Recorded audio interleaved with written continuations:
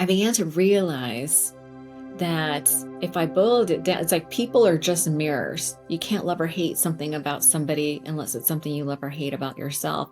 And what I began to identify that I was judging people while owning that same character trait.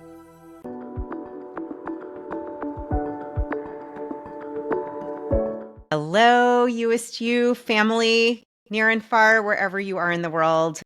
Hello and welcome. So happy you're here. I'm Julie Reisler. I am the host of the You-est You Podcast, and I'm really, really excited about today's conversation. And what I want to say is that, so many of us have struggled or know others that have struggled with different kinds of addiction.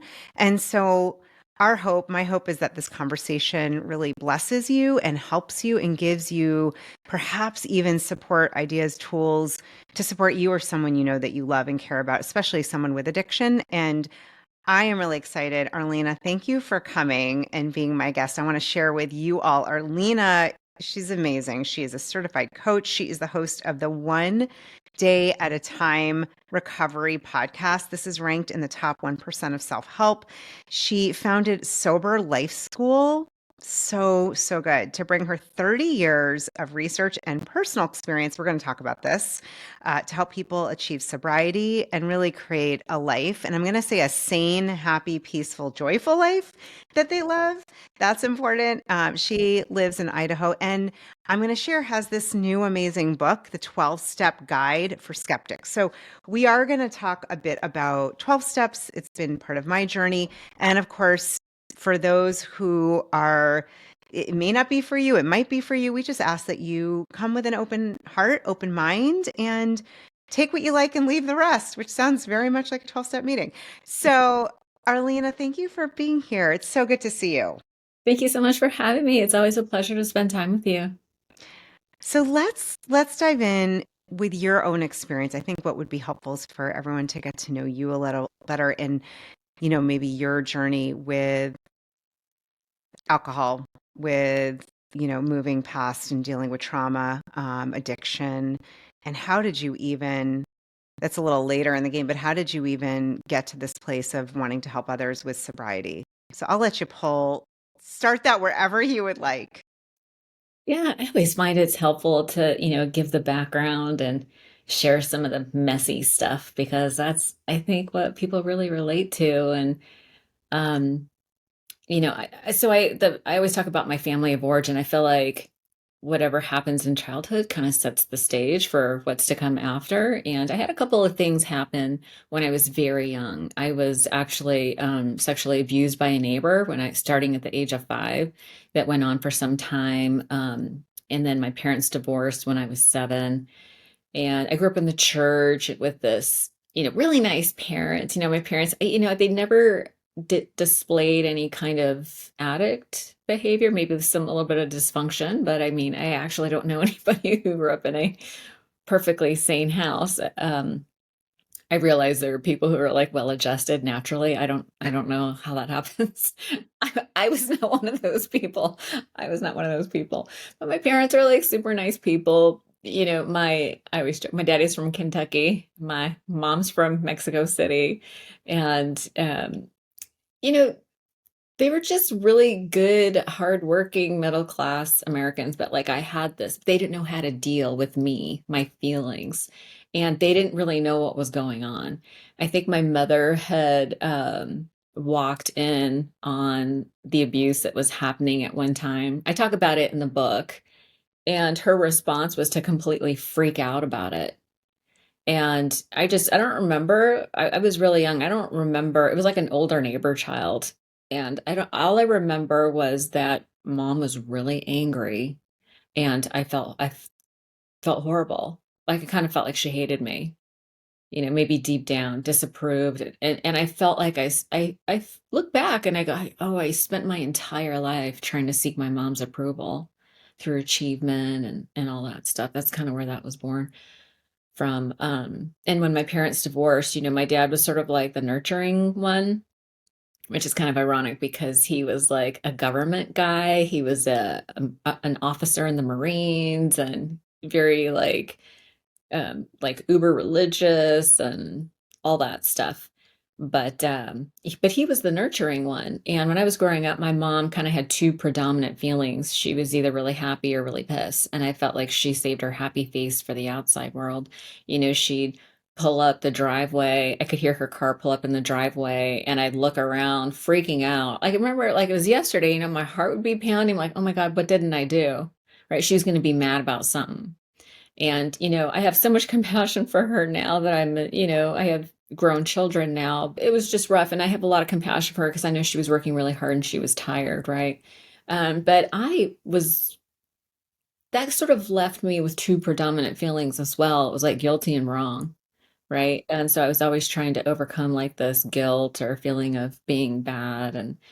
And so that's just kind of how my self-esteem started to develop in this center of not good enough, something's wrong with me, I must be bad. Growing up in the church, like I was raised with these ideals of perfectionism. I didn't really get the whole forgiveness part. And so it was just, that's how I grew up. And so it's no wonder that by the time I was about 8 or 9 years old, my mom had gone out to dinner. I have an older sister, 2 years older than me. She and I were left home alone while mom went out. And I decided it'd be a great idea to drink some of the booze that was in this dusty old, but I never seen her drink. I never saw my parents drink or anything like that, but I thought it'd be a great idea. So I just remember that first drink like it was yesterday, the way it burned my lips, the way it burned all the way down. And then when it hit bottom, that warmth that spread through my whole body. And suddenly all the guilt and shame and self-loathing I had was lifted. And all I was left with was this like euphoric good feeling. And the juxtaposition of those two feelings was like seared into my psyche forever. It was like, oh, this is going to be the thing that helps me to feel better, to feel good. And obviously, I didn't become a daily drinker at, 8 years old, 9 years old. But I mean, I look back and I think, wow, I was so young that I felt the need to do that, to change how I felt. But I was definitely a binge drinker. I wasn't like a daily drinker, but you know, when and not it wasn't like something bad happened every time I drank, but every time something bad happened, I had been drinking. And so that's kind of how it went till I was about 25 years old. And it was just this it was crazy. So like I always say that like I had these two alter egos when I was drinking. It was either badass Betsy or wimpy Wendy because I was either fighting or crying when I got, and I had no off switch as soon as I started drinking. It was just like more, more, more. And so I'm very different than like regular drinkers, I would say in that way. I just had no off switch. Um, and the other, I always say that if it was in a bottle, a bag, or blue jeans, I was doing it. Because my third alter ego was like Slutty Susan. Because a little man love addiction tossed in there just for good measure. So that's kind of, I was a hot mess, and that's kind of how it went until I was about 25 years old and I just couldn't do it anymore. At 23, I had a really bad night with my sister. The police were involved. I almost got arrested. It was a really dark night for me. And I woke up the next morning with like this sinking, sickening feeling. Something really bad had happened the night before. My hand was black and blue from punching my windshield in a couple places where I broke it with my hand. And this is all secondhand information um, from my sister. But that was the next morning. My sister, I had to go see her. She and I had gone out and it was really bad. I didn't get arrested, but the police were involved. And I had to hear the story the day after from my sister. And that's when I started questioning my drinking. Like, am I an alcoholic? Because she said she was going to go to Al-Anon. And I was like, Al-Anon for me? Like, I was shocked. Like, I didn't realize that's how delusional I was, is I didn't realize the impact I was having on her. I thought I was fooling everybody, but I was fooling nobody. Right. It was clear to everybody that my drinking was a problem. But that's when I started questioning my drinking. And it took 2 years of trying to moderate and answering the question, can I moderate? And if not, do I need to practice abstinence? And that's sort of how I came to that conclusion that I needed to practice abstinence. And 30 years ago, this is 30 years ago, there was nothing else available other than 12 step. And I got to tell you, I'm so grateful that there was nothing else, because I think if I had such resistance to recovery, like letting go of the one thing that was bringing me relief, I had such resistance to it, but I just sort of was, I had a rock bottom where I was like, I just cannot do this anymore. And these two, I was in the sales position, and two of my customers were in the program, and they sort of Eskimoed me, and they were breaking off little bits of wisdom. And as I was sharing all my crazy adventures, drinking and stuff, and they were the ones who sort of got me to go to my first meeting after, 2 years of questioning and trying to moderate. And then that's when it was the end of my drinking, but it was like, that's the beginning of my life. Like, that's when I got all the coping skills that I was lacking. It turns out the drugs and the alcohol and the men, those were all coping skills.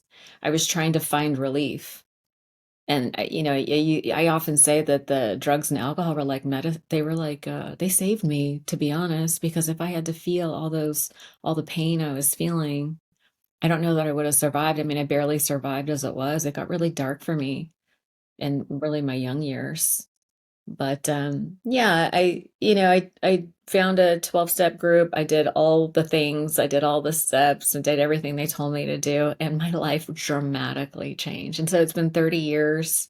I've been married. I found my husband early in sobriety, and so far so good. 30 years later, our kids are grown. I had a very successful sales career in tech in Silicon Valley. And yeah, I just decided, at some point I was like, this is what I want to do all the time. I don't want to sell software anymore for tech companies. I want to help people, you know, get sober, and writing the book was, sort of icing on the cake for me. First of all, thank you for so vulnerably sharing, Arlina, your story. And I can relate. Mine looked like, chocolate and sugar instead of it's the same, it acts the same, right? It shows up a little different. I was really relating though, that finding that, I'm like, oh, that's like when I had the donut and I felt like everything was okay.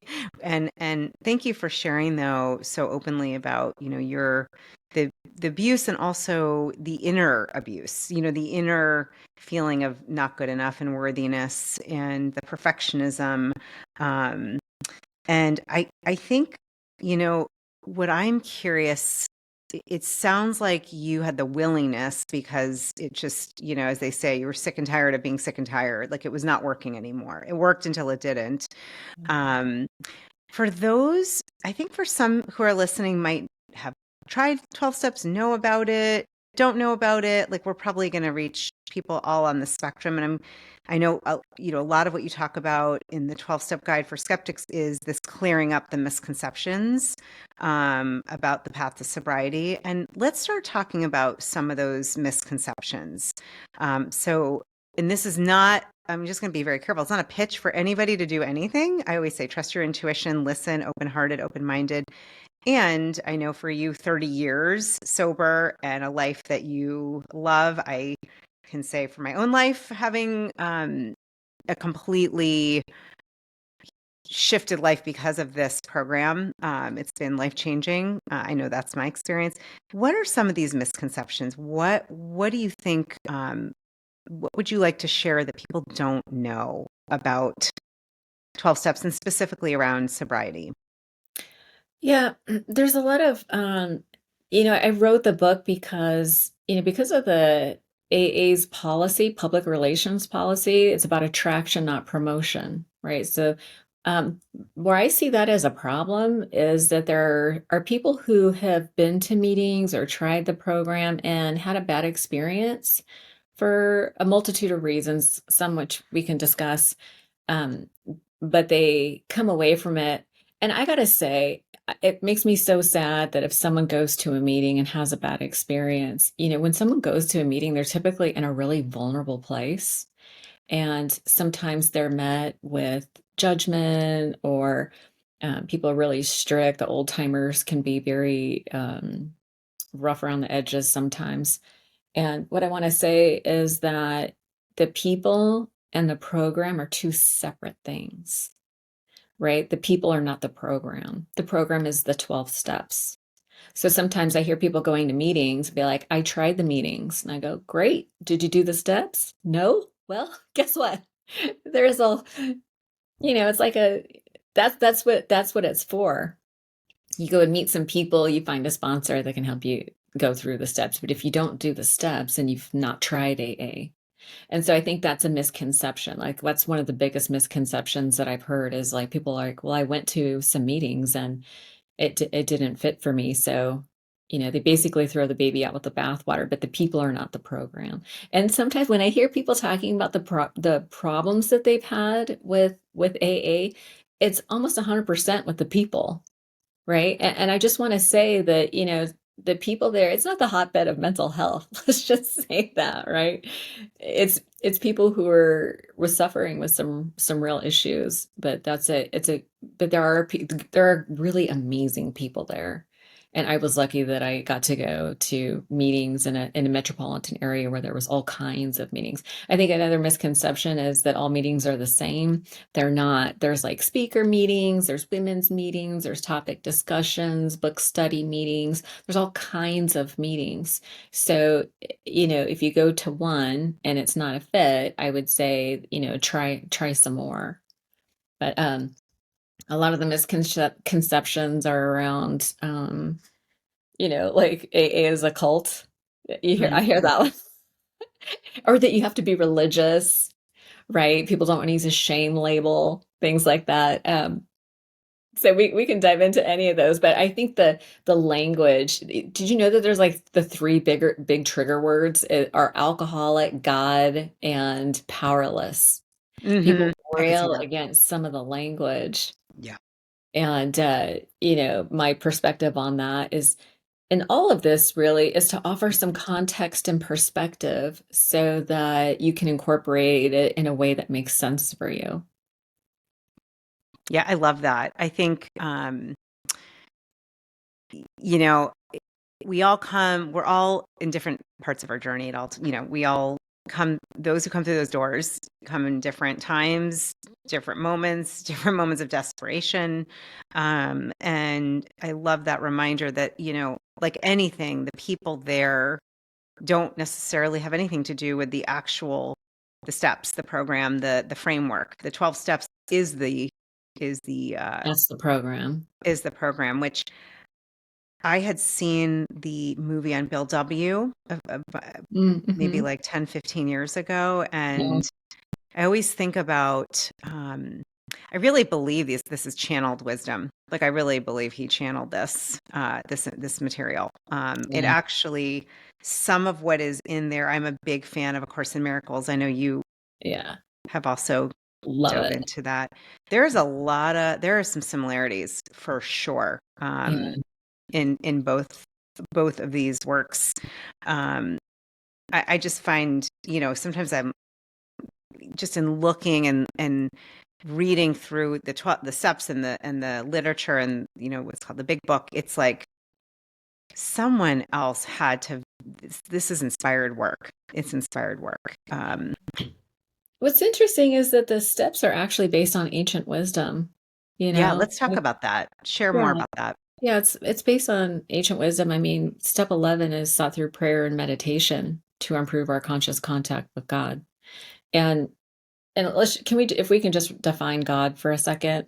That was one of the things that almost took me out because I was like a super skeptic when I showed up and I was telling this gal, I was like, you know what? I kept seeing God, people talking about God. I'm like, if that's what this is, I'm not going to be able to do it. She's like, oh, don't even worry about it.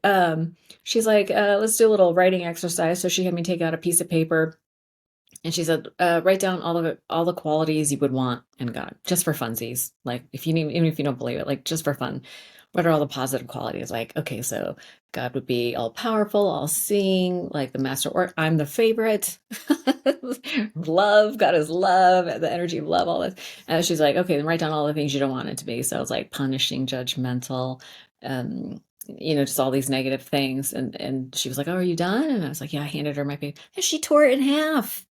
And she Mm. handed me back the good side. And I was like, that's it? She's like, that's it. We're just going to start with what makes sense to you. I was like, oh my God, I didn't know you could do that. And so she sort of introduced me to this idea that you can redefine words, right? Mm. Like the word alcoholic, you could redefine what that means, right? Like to me, it means somebody who's just a badass, somebody who was like facing this really difficult challenge and they found the courage to overcome it and help others. Like, because people who use that word are typically people who are 12-step oriented, which is all about like once you go through the process yourself, you give it away to others and things like that. So, um, but the 12 steps I believe are inspired, and it's based on ancient wisdom, like the meditation, like that meditation has been a practice in virtually all religions in one form or another, right? The fourth step is actually rooted in this idea of forgiveness and confession. Confession is good for the soul. There's an element of confession in just about every religion. And I realize I'm talking about religion. Sometimes people are allergic to that concept, but I was introduced to this idea that you could divorce religion from spirituality. Mm. And that was my starting point because I had totally rejected the religion of my childhood when I first got sober. But they were like, you need access to a higher power. And so I just started with me and another person. Like that was my higher power. But do you know what I mean? Like, so like there's a lot of threads of ancient wisdom, like throughout all the steps, like even beginning with this idea that there is sort of like this higher power and you can come up with whatever makes sense. Like it needs to make sense to you. And I'm like a skeptic to my core, but I also like the woo-woo stuff as well. But now I'm finding that science is actually validating all the woo stuff that that has been Yeah. forever. So I'll just take a breath there and let you ask a question. Yeah. No, I love this talking about kind of looking at the steps and the ancient wisdom. I mean, you know, the fourth step for those who don't know, it's doing a fearless and searching a fearless moral an inventory on yourself, which Yeah. really, you know, for those, I know anyone watching, whether you ever do 12 steps or not, like this is a great practice. Where might I have caused harm to myself, to others?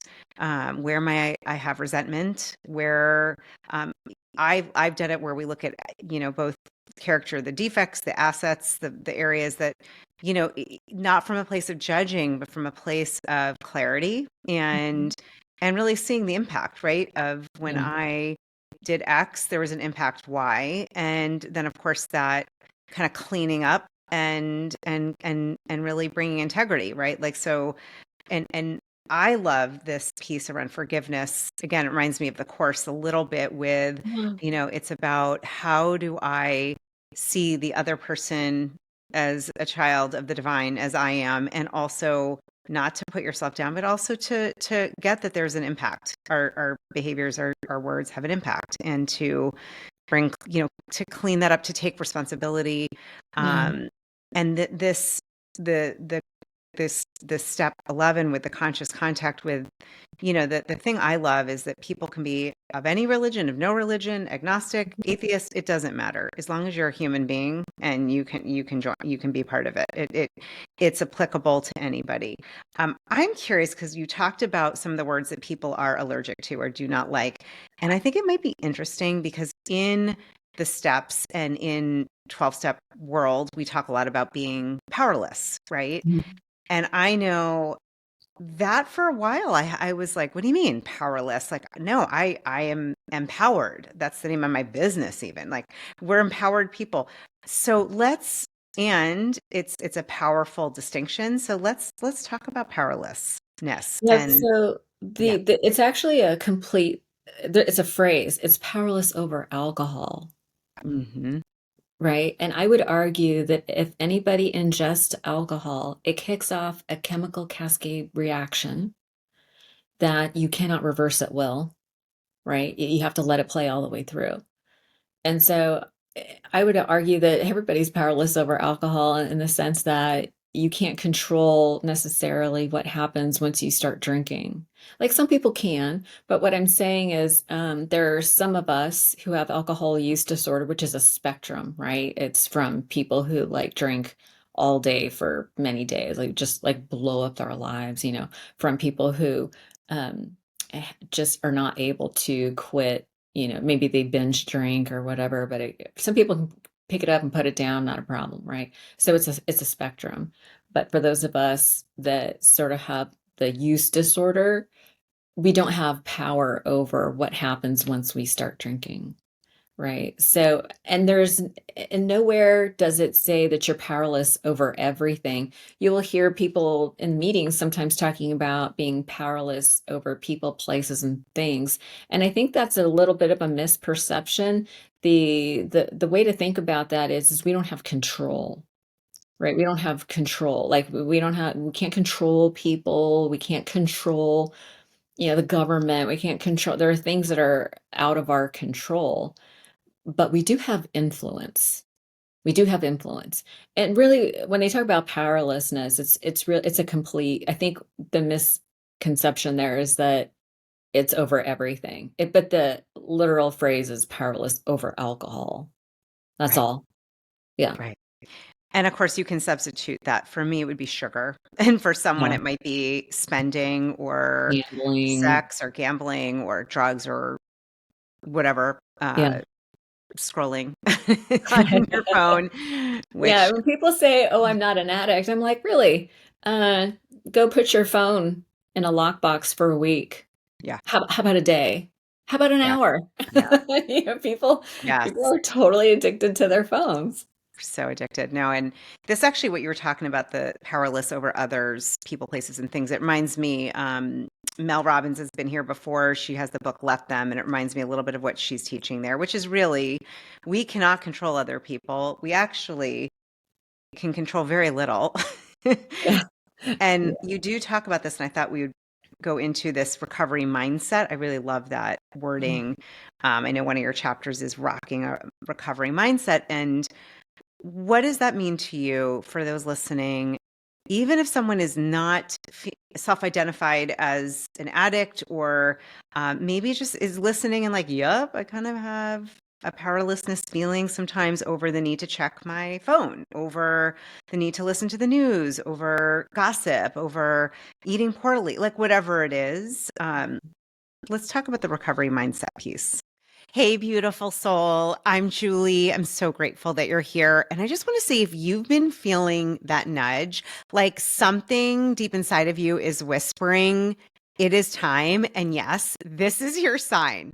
I created Intuition School just for you. It is a self-paced, transformative course and deeply spiritual journey designed to help you trust your inner wisdom, connect with your higher self, and unlock the magic that is already and always within you.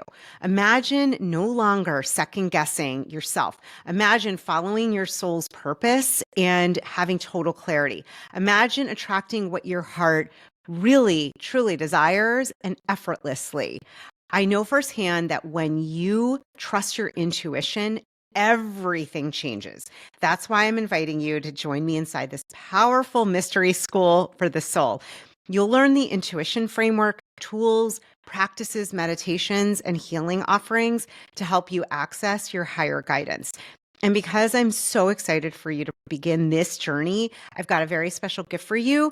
Just use the code podcast97 to get $97 off of your enrollment. If this is feeling like a soul yes, let's do this together. Step into your divine intuitive power now. You can enroll today at juliereisler.com/intuition school. Use the code podcast97 for $97 off. I will make sure that the links are below. And let me remind you, what you're seeking is always seeking you. Your higher self is waiting. So much love. Yeah, so there's this old acronym called HOW. It's the honest, open-minded, and willing.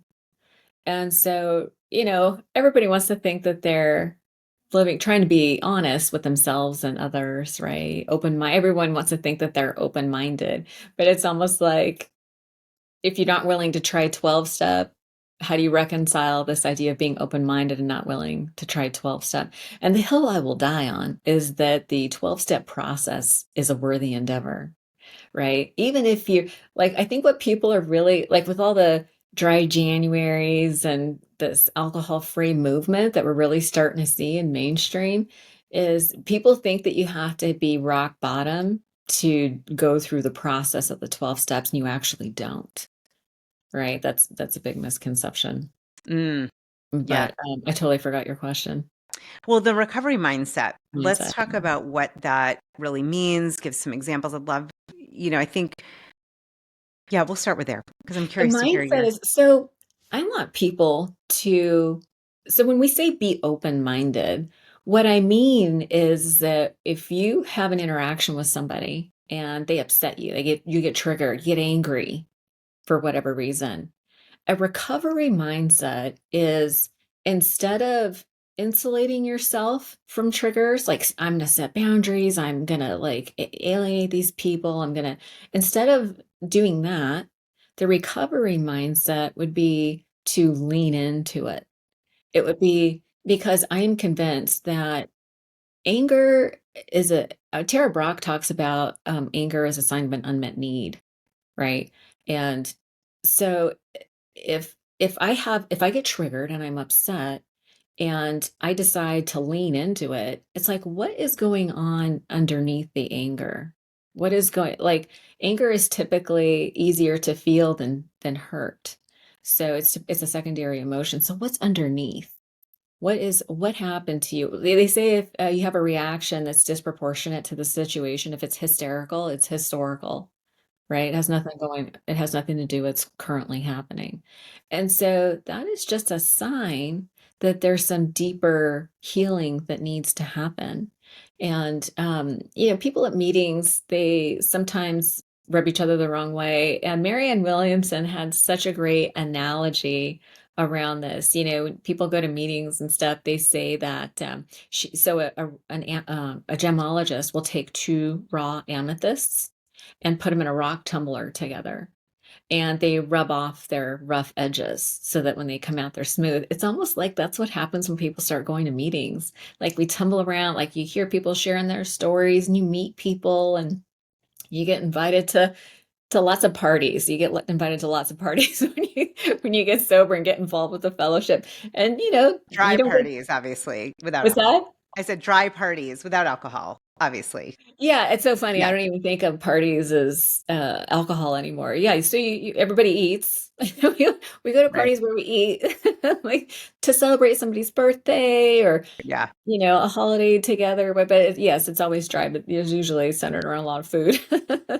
But yeah, so but you bump into somebody and they rub you the wrong way, and I would get upset and I'd take it to my sponsor and she'd be like, okay, let's work this through a 4-step, right? So a 4-step is you're resentful at somebody. You get really specific about the cause of the resentment, like what specifically happened. And I think it's important to note that you get really specific because like when I was growing up, my mom and I would get in a fight, we'd be arguing about something and then she'd bring in something else and I'd bring in something else. And then she'd bring up something I did when I was 10. And pretty soon there's like 10 things on the table and I don't know what we're fighting about anymore.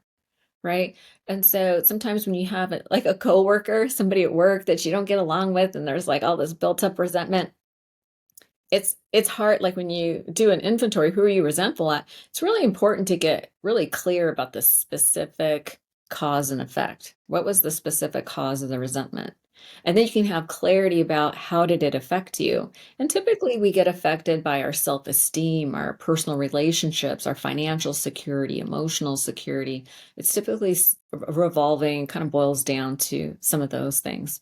And then the magical part is when you get to the fourth, there's 4 columns in the 4th step. And the last part is what was your part in all this? There's this idea that every relationship has a 50-50 shared responsibility.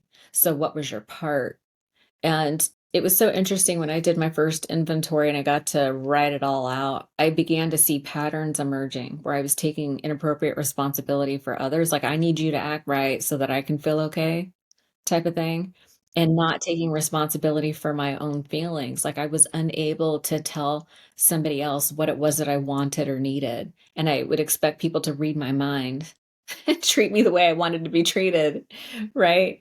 I'm sorry, but people are just not mind readers. And what was really so interesting about that whole process and tumbling around with the people in A and stuff, I began to realize that if I boiled it down, it's like people are just mirrors. You can't love or hate something about somebody unless it's something you love or hate about yourself. And what I began to identify that I was judging people while owning that same character trait, right?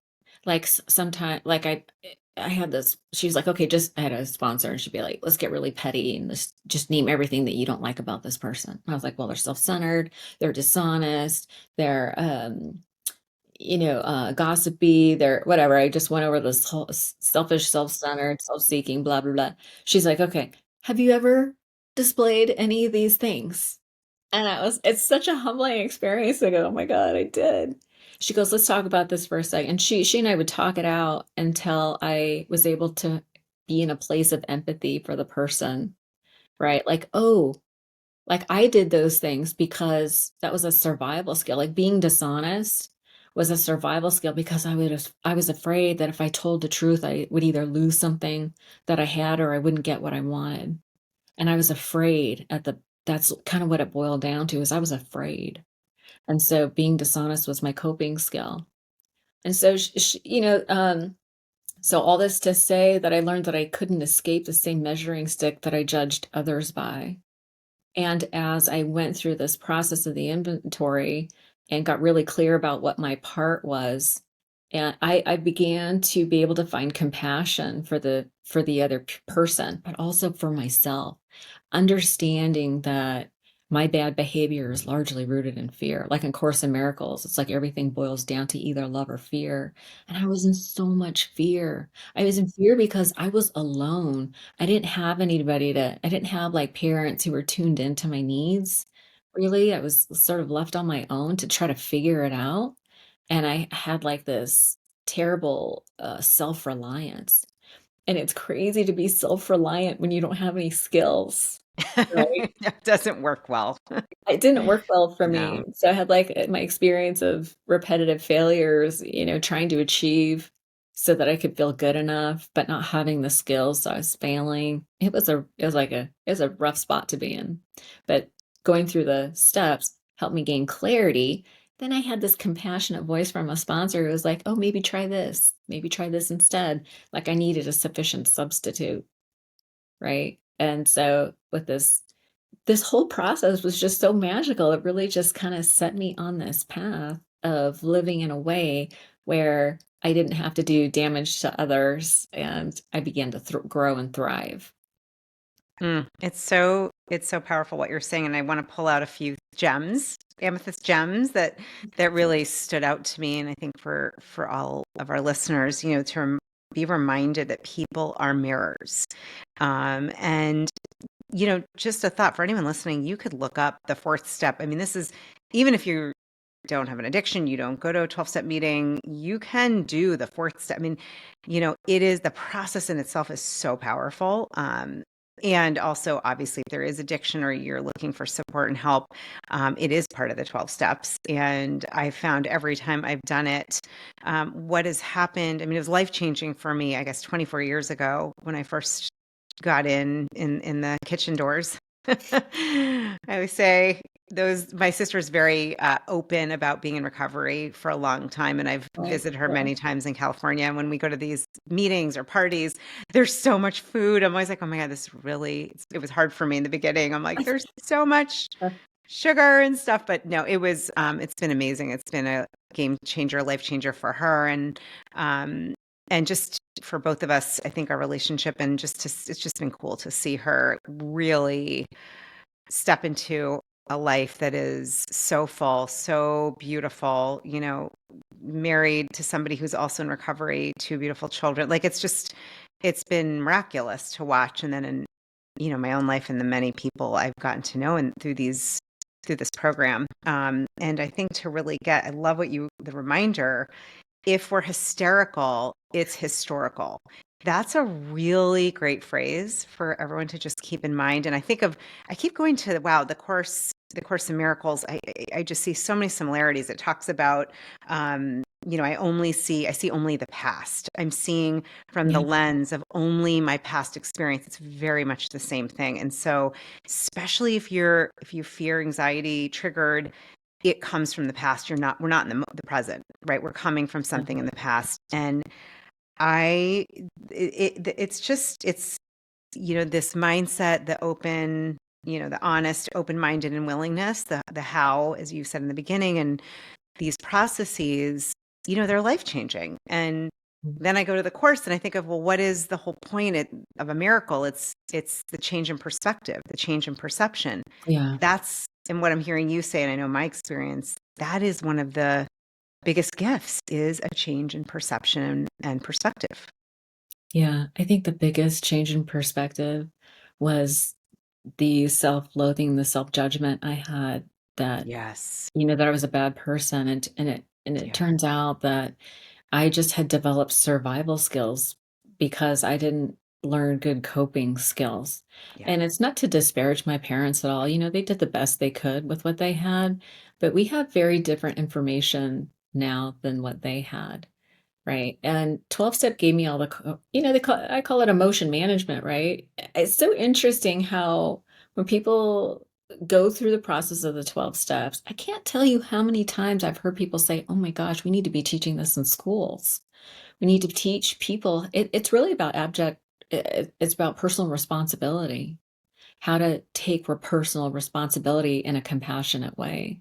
And if people who are struggling with addiction can find compassion for themselves, just think about like what the average person who is not struggling with addiction can do with these 12 steps. Like, if the same process of humility, open-mindedness, willing to take different action, in 12 step, you'll often hear about run the experiment. It means take in new information and test it out for yourself to see what kind of result you get. And really, like, we're a bunch of scientists in 12 step because you kind of start out with this hypothesis. It's like, okay, I'm going to try something different and see how it goes. And then you kind of run the experiment.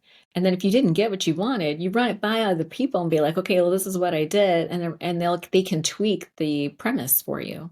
So you Mm, try again and get a different result, but it's really rooted in cause and effect, yeah. right? It's sort of like this scientific perspective. And what I love about science is that when I don't have faith, I have science, Mm, right? Like I love how science can kind of prove cause and effect just on evidence, yeah. right? So Mm, but it also bolsters my spiritual faith too, because there have been amazing things that have happened that I can't explain with science. Like do you mind if I tell one little crazy story about serendipity? It was no, it's perfect, because I was going to say one of the biggest gifts for me in my relationship through this work is intuition being activated and enhanced, right. which is a lot. There's more to that, but please share. We love synchronicities here. Yes, share Yeah. away. So I was asked to speak at a meeting. And it was like on a Saturday or whatever I remember it was. So I showed up and I have like kind of a rap that I do. I've been sober a long time. They say when you go to a meeting, they want you to share your story. So it's experience, strength, and hope. What was your experience drinking?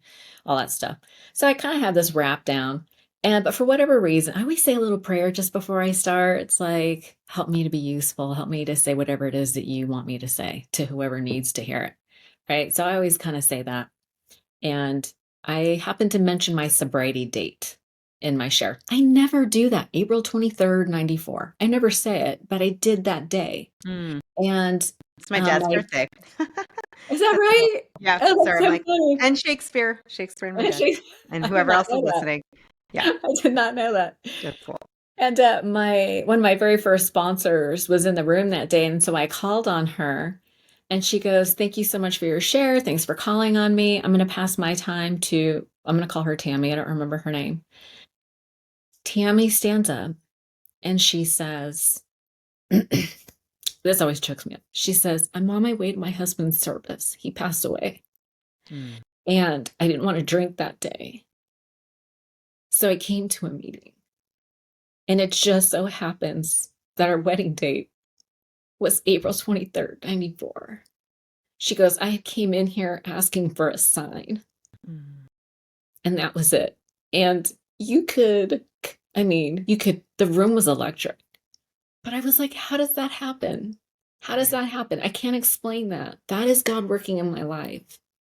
I just asked to be of service. I had no idea. I've never seen this woman before or since. And it just felt like Mm. magic. How do you Chills explain everywhere. that? Yeah, Mm. amazing things like that have happened that I can't explain with science, but it is amazing. It's such a powerful share. So much of what's focused here is around connecting with the greater field of intelligence of love, mediums, healers, synchronicities, intuition, and what I'm actually hearing in that story, this is what I've experienced too, Arlina, is when we show up, when you decide I'm gonna, be loving to myself and be of service to others. Um, Watch out for miracles and magic, and in this case, probably what that woman really needed to stay on the course and feel loved and supported. And it's like it's like a boomerang of that affected everybody, and then everyone listening, and now everyone listening here. And so thank you for sharing that. I think that to me, those moments when we're tapped in, we're tuned in, when we're paying attention, when we can feel there's something greater than me and my human existence and you and your human existence, where we are of this love, of this higher power of God, whatever you call it. Um, there's something really healing and transformative about it. And just hearing that in your sharing and in that story. And I know we live for those here, and I live for those stories. And to get to me, I always see I always think of the tapestry as an example where, in the back, there are all these threads and it looks really like, what the heck did you just make? And you turn it over and it's gorgeous. And I feel sometimes, whether it's in 12 steps in life, like with things that are happening can feel like life is challenging or upside down or there's issues. And it's like, those are the threads that do not make sense. And then you have a moment like that and you're like, oh, I feel the tapestry. I see it. Even for a moment, I can see the divine. There's something greater. It is love based and we are connected. And I'm so glad you shared that. I got chills when you were telling that story. I mean, it was a long time ago. It still brings tears to my eyes because I can't explain it. And there are times when I'm just like, Yeah. sometimes I still feel like, oh, I'm alone. I can't, I need to figure it out. I'm on my, it's like that really deep, default mode network, that programming that I'm Mm. alone. Yeah. And then I get an opportunity to talk about these kinds of stories. And I'm like, oh, that's right. I'm not alone. That's right. None of us are. We're all connected. We need each other. Yes. Beautiful. Before we wrap, what would you like to, we call them heart flares, where there's something maybe I didn't ask you, or something that just feels like, about the book, about 12 steps, or in your experience, or whatever's coming through you intuitively that you would like to share um, before we close. Yeah, I feel like no matter if you're in recovery or not, struggling with addiction or not, I feel like we all bump up against resistance, right? It's like we all have the information that we need to make our lives magical, but sometimes it's really hard to take action. Yeah, I call it like the knowledge action gap. Like, listen, we have the world at our fingertips now. But there is this polarization that we feel sometimes, like a part of us wants to do a thing, especially like in self-care. It's like part of me wants to meditate, but a part of me wants to just doom scroll on TikTok for 10 hours, you know. But that's polarization. And recently, I would say in the last couple of years, I found this technique through internal family systems that helps me make peace with both of these parts so that I can start taking consistent action. Right. And so I do have a free worksheet people can download at innercompassprogram.com. It's just a PDF that helps. It's like a journaling exercise that they can do to really love both of these parts that are really trying to protect you ultimately and to sort of resolve that resistance so that we can start taking consistent action on our self-care. Because the truth of the matter is like when we're doing our self-care, it benefits everybody around us. Like that ripple effect, like when we're coming from a grounded, heart-centered place, that really affects, talk about influence. We can't control people, but we can influence people, right? And why not, you know, do the things that help you to feel inspired, grounded, to have a positive effect on not just yourself, but everybody around you. Mm, I love that. No, and I think I might have also heard in what you were speaking, something I learned when I did my degree in coaching. I teach at Georgetown in my own program. We actually talk about this with polarities, holding the Yeah. both and allowing for both to exist. And I heard that in what you were speaking. It's very powerful and healing Yeah. because then we're not negating a part of ourselves. And so love that you brought that in and how important that is to really, really get there, that all aspects of ourselves are here to be loved and that we are Right. not alone and we're not doing it alone. And we'll definitely have your PDF, the link, Arlena, so people can get that. It sounds like a Awesome. beautiful, powerful worksheet. And just want to thank you for speaking up, speaking your truth, speaking from this place of service and light. It's a gift to share your story and to be here. I'm going to ask one last question because it's just coming to Okay. me now. What does it mean to you to be your Youest You? I love this question, and I love your You-est You. It's so funny because recovery is about recovering your whole self, right? And you hear a lot of talk about transforming and becoming the best version of yourself. Really, it's about your You-est You is about emerging. It's Mm. really about the shedding of all the armor that we have to put on to survive.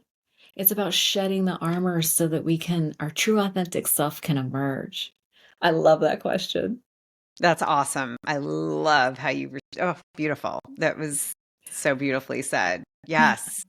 Yes. We're releasing what is not really the truth of who we are. Yeah. Yeah. That's all. Beautiful. Yeah, that's it. That's what we're doing. Yeah. Yeah. That's what we're doing here. Oh my gosh. Thank you. Thank you. Thank you for being here, for your huge heart, your desire to step away from the Silicon Valley success and things going on there to really to step into work of really being of service that's aligned with your heart and your soul and your Youest You. I can tell. It's a privilege. I'm so grateful to be in this position. It's so good to spend some time with you. Thank you so much for this time. My absolute pleasure. And I want to say thank you, Arlena, and thank you to our beautiful Youest You family. And of course, thank you for being here, listening, open-hearted, open-minded. Take what you like, leave the rest. We always say that in all of my episodes. And hopefully there were many gems and nuggets in this conversation that you can take with you. Make sure that in the description, in the show notes and in YouTube, we have Arlena's information so that you can find out more for yourself. And if this is something that's speaking to you, to follow the impulse, they say to try at least 6 meetings, different kinds of meetings. And of course, the book, which I think is fantastic, the 12-step guide for skeptics. Really, really awesome that you wrote this. And just want to thank you to my brothers and sisters around the world for being and stepping into your Youest You. Mwah. Thank you, everyone.